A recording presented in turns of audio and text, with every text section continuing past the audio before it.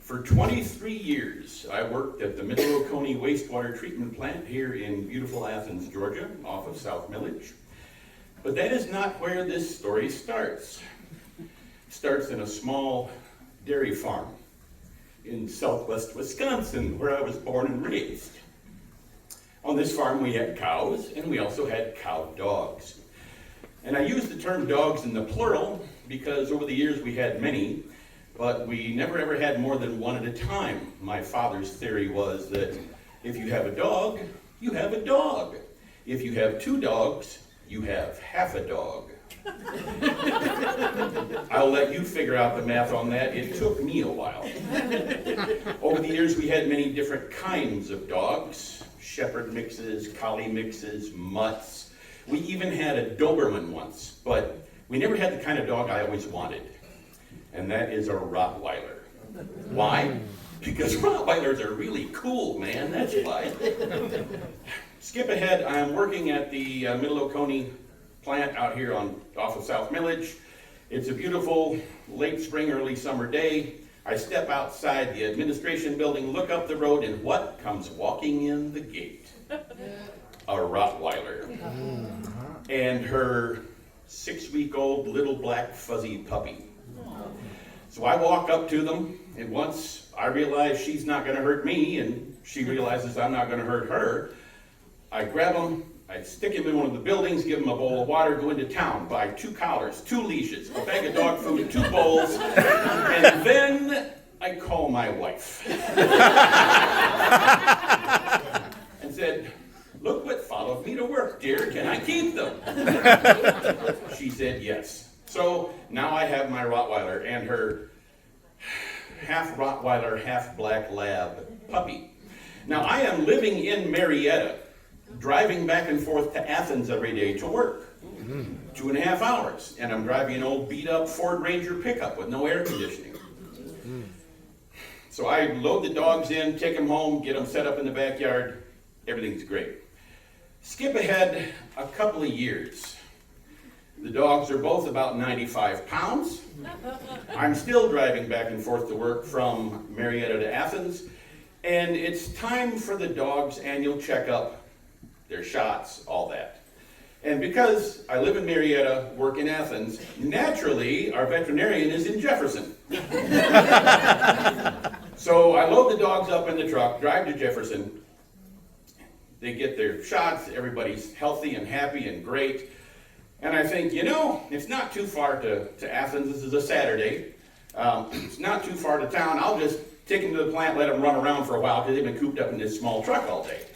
So I take them into the plant, 20 acres fenced in. They'll have a ball.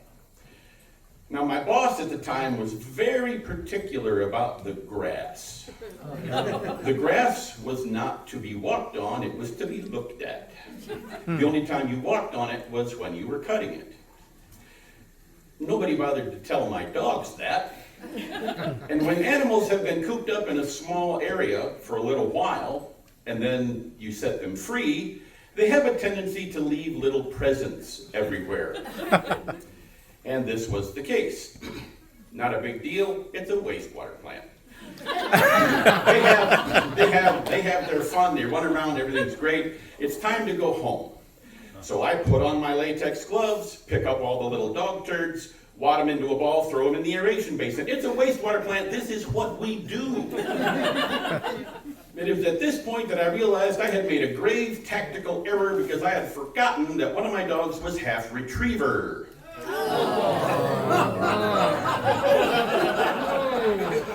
Don't get ahead of me now. I see this flash of black out of the corner of my eye, and I look, and time stands still.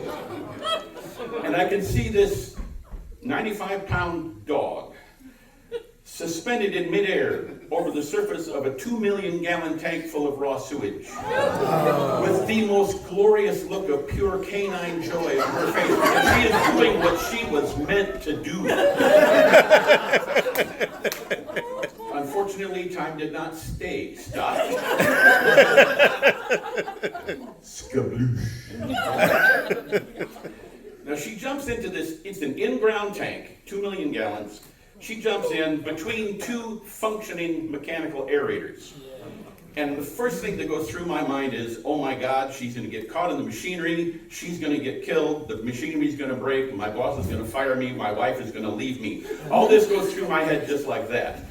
And finally she comes to the surface and swims over to me, and it's about a foot from the ground down to the level of the water. So I lay down on my stomach and reach in and grab her by the collar and try to pull her out. But the collar starts to slip off her head. So I lean in a little farther. I grab her by one hand on her front leg, by the other hand by a hind leg, and somehow between her and me and the grace of God, I get her muscled up over the wall, and she's perfectly fine. So she's covered with it. I am covered with it. Her mother, who's standing there watching all this, is fine. But what does a dog do when it comes out of the water? It shakes. So now her mother is covered with it. It is time to go home, but I'm not putting him in my truck in that condition. So I take him down to the maintenance building to try to get him cleaned up. The only thing I can find is a 5-gallon bucket of industrial solvent. I know that's not going to work. So I hose them off the best I can with just plain old water. And then I load these two 95-pound wet sewage-covered dogs into the front seat of a small pickup for the 2.5-hour ride to Marietta with no air conditioning in August.